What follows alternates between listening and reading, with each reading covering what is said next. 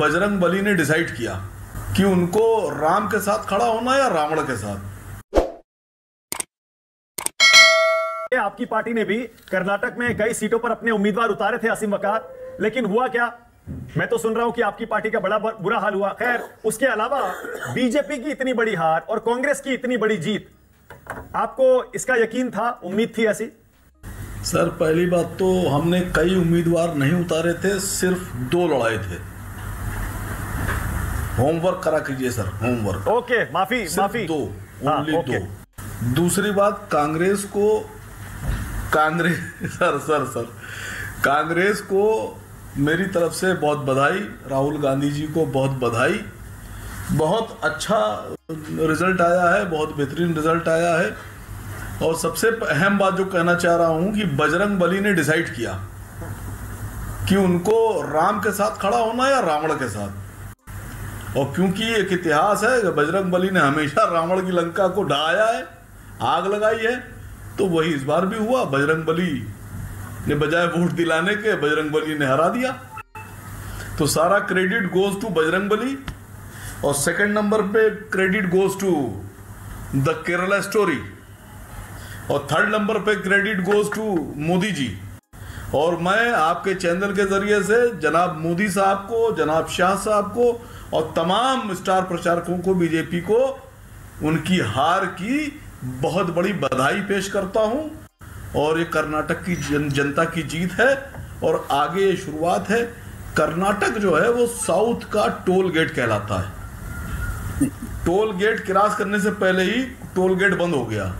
South तो सुरक्षित हो गया, बिल्कुल सुरक्षित हो गया साउथ। और अब देखते हैं कि उत्तर प्रदेश, नॉर्थ ईस्ट, बिहार, महाराष्ट्र, दिल्ली, सब की बारी है।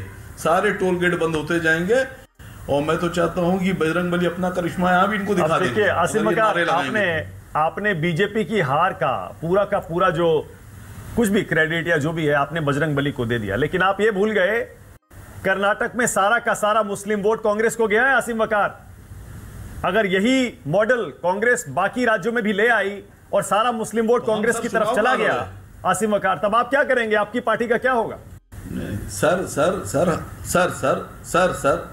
सर, हम तो ये बात ही समझाना चाहते थे। पिछले 7-8 साल से तो मैं इसमें MIM में हूं, समाजवादी पार्टी छोड़कर आया था। तब भी मैं यही समझाया करता था कि हमारी लड़ाई बीजेपी से है, चाहे कोई सरकार बनाए, बीजेपी ना बनाए। झूठ बोल रहा है। हमारी तो कोशिश ये रहती है बीजेपी सरकार ना बनाए। आप ही लोग नहीं मानते थे।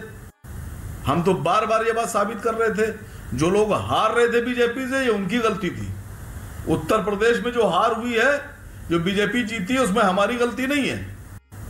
उसमें उन लोग की गलती है जो गुरूर में चूर थे, घमंड में लबरेज थे, जिन्होंने टिकट नाजायज तरीके से बेचे, गलत लोगों को दिए। जो लोग अपने सलाहकारों के मशवरे से और अपने स्टाफ के मशवरे से पार्टी चला रहे हैं, सारी जिम्मेदारी उनकी बनती है। ओके, लेकिन आसिम वकार, उत्तर प्रदेश में भी जिम्मेदार है। आसिम वकार, आप बीजेपी की हार पर इतने ज्यादा खुश हैं कि आपने कांग्रेस को आज राम बता दिया, बीजेपी को रावण बताते हुए। आप ये भूल गए कि अक्सर उन राज्यों में जहां पर आप भी चुनाव लड़ते हैं, कांग्रेस भी लड़ती है, वहां आप कांग्रेस को खूब घेरते हैं। राष्ट्रीय स्तर पर आपके नेता कांग्रेस को खूब कोसते हैं, खूब पानी पी पी कर कोसते हैं। अब अगर आप कांग्रेस को राम बता रहे हैं, फिर तो यह मान लिया जाए कि कांग्रेस की छतरी के नीचे आपको भी आना ही पड़ेगा, या आपने स्वीकार कर लिया है आज की जीत के बाद पूरे विपक्ष को कांग्रेस की छतरी के नीचे आना पड़ेगा? नहीं सर, हमें कहां जाना है, कहां नहीं जाना है, ये हमारे ऊपर छोड़ दीजिए आप। हमने बजरंग बली को बताया कि बजरंग बली ने डिफाइन कर दिया, उनको डिफरेंस पता था कि किसके साथ खड़ा होना है और किसके विरोध में। ओके, बजरंग बली समझदार है। ओके, शलभमणि त्रिपाठी और चरणजीत सिंह फैसला लेते हैं। शलभमणि त्रिपाठी आप सुन रहे हैं? आसिम वकार बड़े खुश है, उनकी हंसी नहीं रुक रही है तब से। कह रहे हैं बजरंग बली ने सजा दे दी आपको कर्नाटक में। अच्छी बात है। श्रद्धेय अटल जी की पंक्तियां हैं कि क्या हार में क्या जीत में, किंचित नहीं भयभीत में, कर्तव्य पथ पर जो मिला यह भी सही वह भी सही। तेरा काम हो गया तुझे। प्रभु के सबसे बड़े भक्त माने गए हैं महावीर यानी हनुमान जी, और बजरंग बली से बड़ा भक्त हनुमान जी का कोई नहीं।